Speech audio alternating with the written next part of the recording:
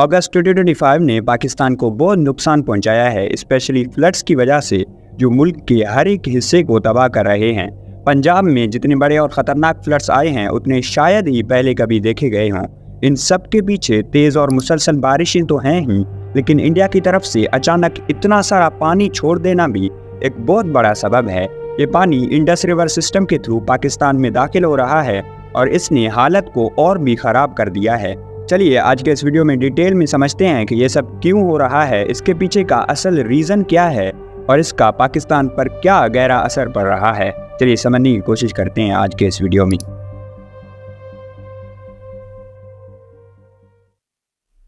Mid अगस्त में खैबर पख्तूनख्वा के इलाकों में क्लाउड बर्स्ट्स और हैवी रेन्स ने तबाही मचा दी। ये बारिशें इतनी तेज़ थीं कि फ्लैश फ्लड्स और लैंडस्लाइड्स ने पूरे मंजर को बदल के रख दिया है।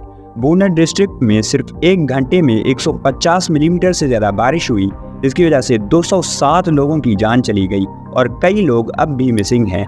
उनके तलाश में रेस्क्यू टीम्स को बहुत मुश्किलात का सामना है क्योंकि पहाड़ी इलाके और रोड्स बिल्कुल तबाह हो चुके हैं। पूरे केपीके में फर्टिलिटीज़ अब 320 से भी ज़्यादा हो चुकी हैं। माउंटेनियस रोड्स और ब्रिजेस के फेलियर ने रेस्क्यू ऑपरेशंस को और भी मुश्किल बना दिया है।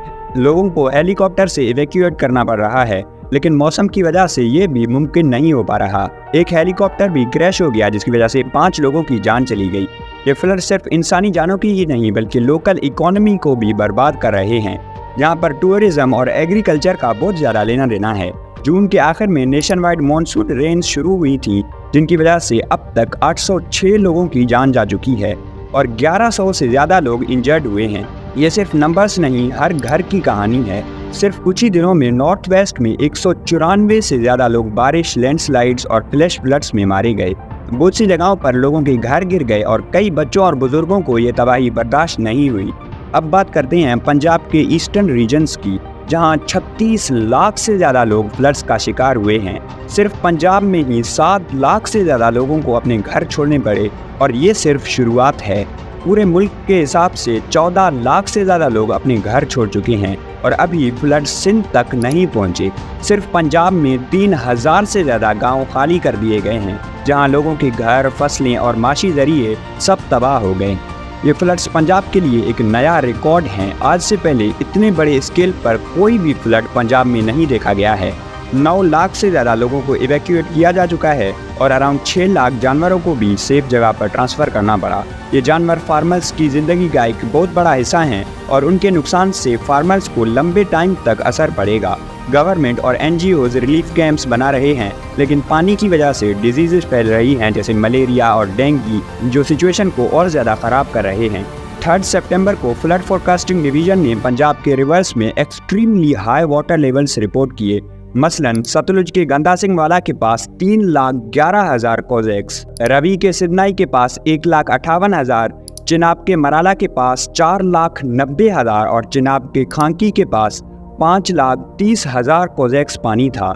ये नंबर्स पाकिस्तान के डैम्स और बैराजेस की कैपेसिटी से बहुत ज़्यादा हैं। याद रहे 2010 के फ्लड्स में सिंध के गुड्डू बैराज में 1 मिलियन कोजेक्स पानी था, जो तबाही का सबब बना। इस बार एक्सपेक्ट किया जा रहा है कि 6 सितंबर यानी कल तक गुड्डू 11 लाख कोजेक्स एक्सपीरियंस करेगा, यानी 2010 से 1 लाख कोजेक्स ज़्यादा।